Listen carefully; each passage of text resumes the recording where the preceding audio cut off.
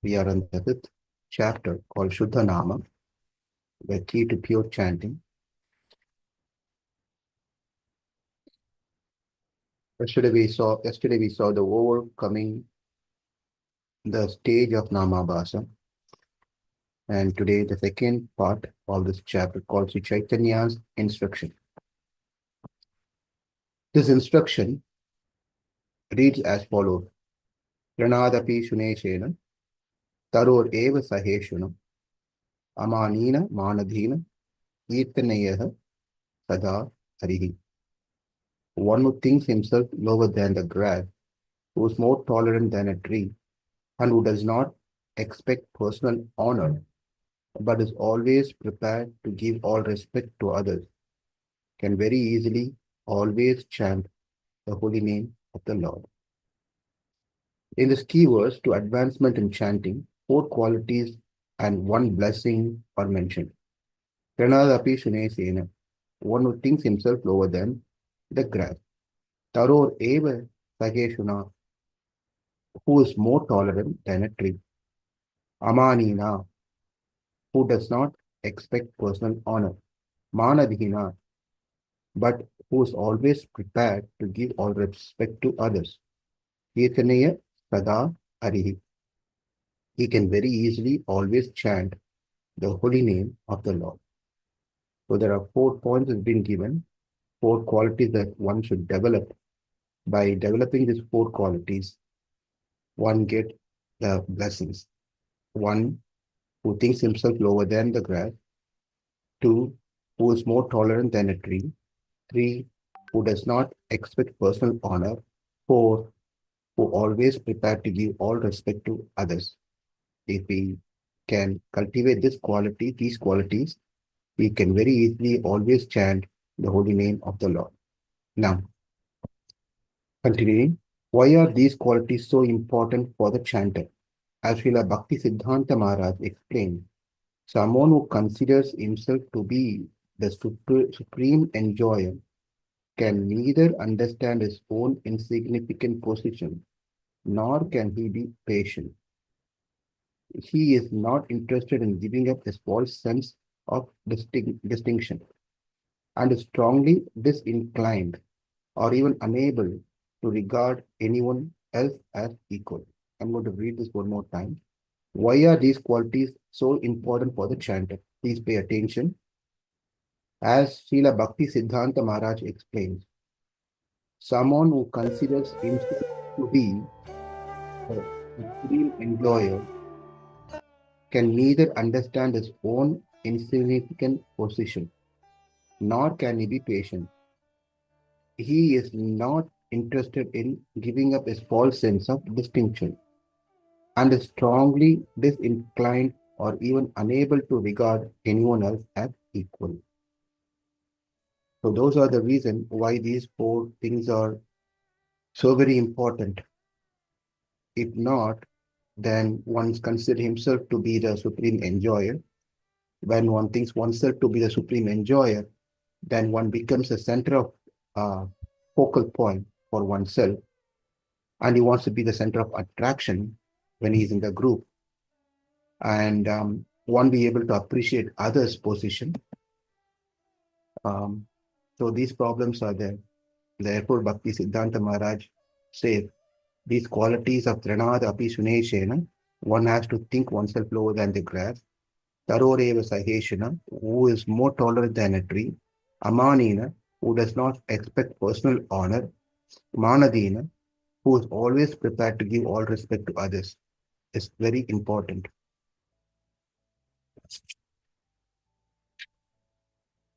Okay, the next section is a little longer. What it's going to talk about is 2 definitions of humility. Let's see, we can read a couple of paragraphs here. In order to gain a better understanding of humility, we want to present a very suitable definition from Srila Prabhupada. Humility means that one should not be anxious to have the satisfaction of being honored by others. The material conception of life makes us very eager to receive honor from others. But from the point of view of a man in perfect knowledge who knows that he is not his body, anything honor or dishonor pertaining to his body is useless. One should not be hankering after this material deception. This is so very beautiful. I'm going to read one more paragraph by Srila Sanatana Goswami describes what is humility. Now, what we read is Prabhupada speaking about what is humility. And now the second is Sanatana Goswami describes what is humility. Sanatana Goswami describes true humility and its relationship to Krishna Prema, love of God, with these words. Scholars define humility as when a person, even though possessing all good qualities, considers himself to be completely unqualified, unworthy, and unintelligent.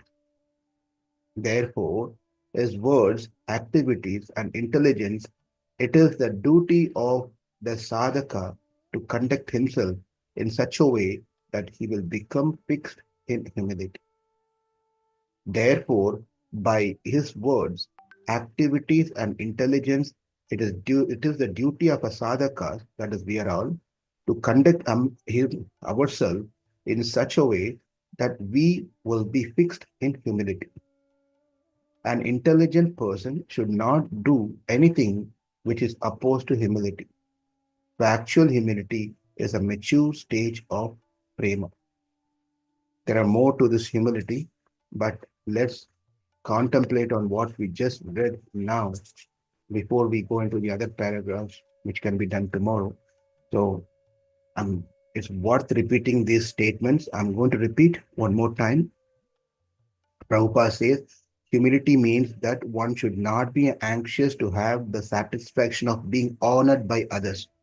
The material conception of life makes us very eager to receive honor from others. But from the point of view of a man in perfect knowledge who knows that he is not his body, anything, honor or dishonor pertaining to this body is useless.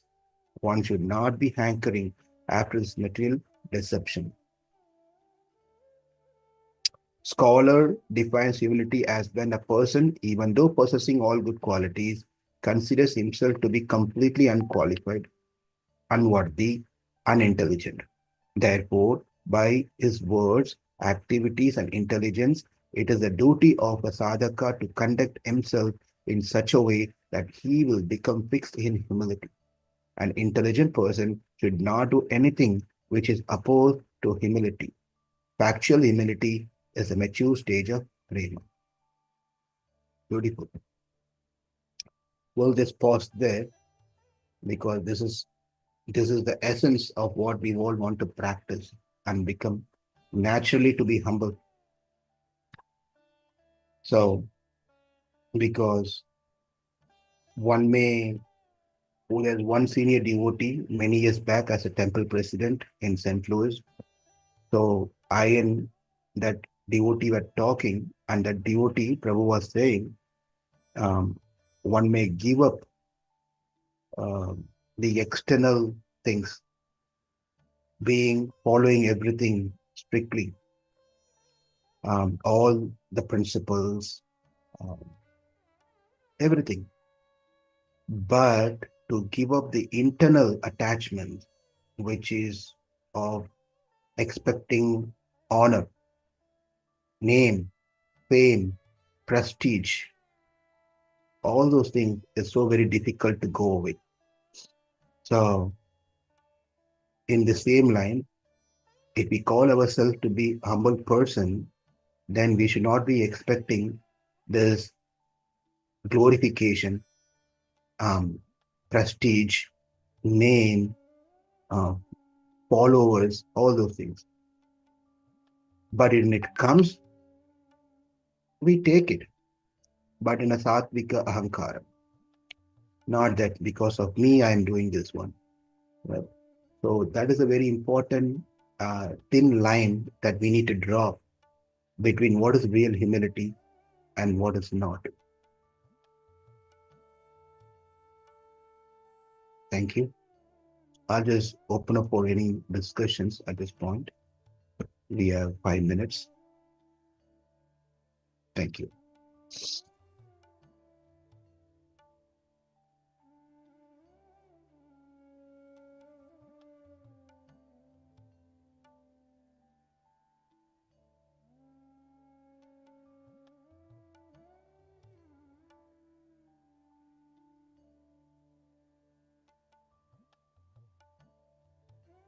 There was one person, there's a contractor who's coming to our house to do some work, and we went to pick up some materials.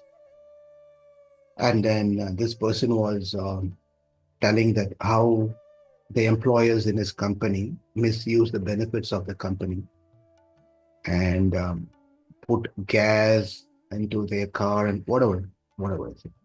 And this person was telling, I would never do this one. And I said, yes, that's nice you're not doing because God is watching. And he gave me an interesting response back, and very interesting. He said, it doesn't matter whether God is watching or not watching. It is a consciousness. It is one, it is, it is how one, the human should be. It is a beautiful statement, he said. What a beautiful realization. Because if we want to be good, be thinking that God is watching us, that's what in case God is not watching us. God is busy doing something else. If we come to know God has gone somewhere on an engagement, He's not busy to watch us just for the sake of an argument. God always watches. We know that. What are we going to do? If God is not present, He's gone out somewhere. Are we going to be good or not? So his point was he didn't get into this philosophical thing. He was a simple person.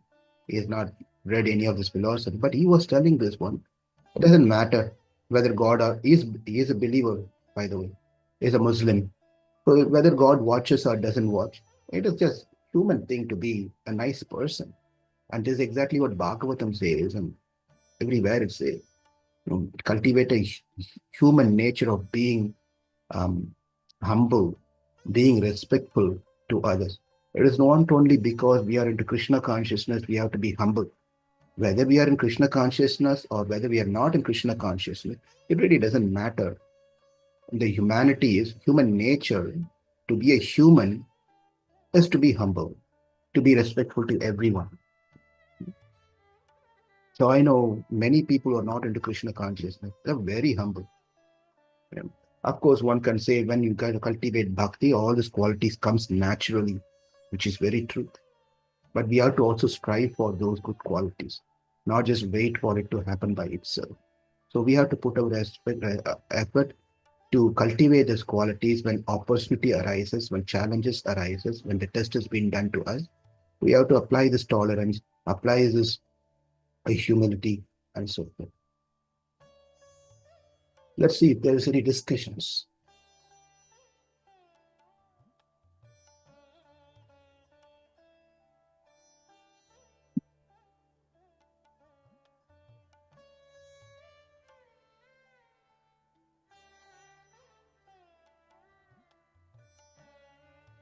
No questions, no discussion, realizations at this point. Hare Krishna, Prabhu. Yes, Ro. So I think it's in theory it's very good, but I think in practice it's very difficult to be humble once you have so much knowledge and once you have so much opulences. Even in Krishna consciousness, I've seen that personally that once you reach certain position or uh, when you've read so much, it's just not very easy to be very humble. I mean, this is what happens when despite knowing all the theory, it's very difficult to practice though.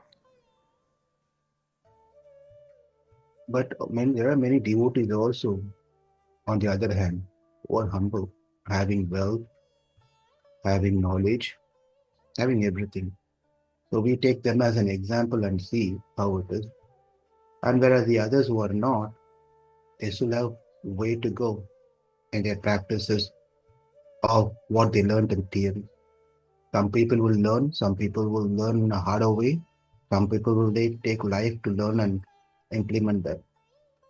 But we should be encouraged by seeing those people who have these things and still humble. That's the example for us.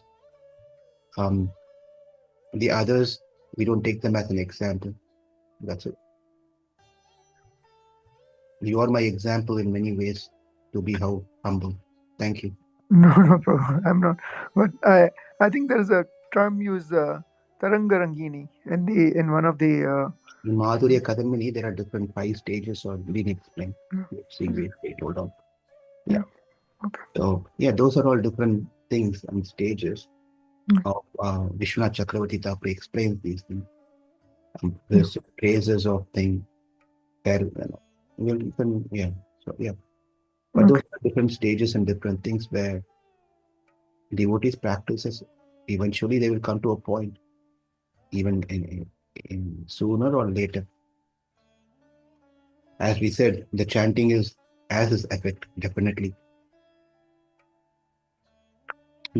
How much we have faith in our chanting, how are we chanting, the Nama Bhasa chanting or Sudha Nama, Nama Aparada. All the devotees chants in either 3 of these categories. Belongs to one of these 3 types of categories of chanting. Nama Aparada, Nama Bhasa, Shuddha Nama. And Shuddha Nama is where we know that we are not into that. Nama Bhasa, maybe. Nama Aparada, many. Right? But all this has its own effect. Helps the devotee eventually.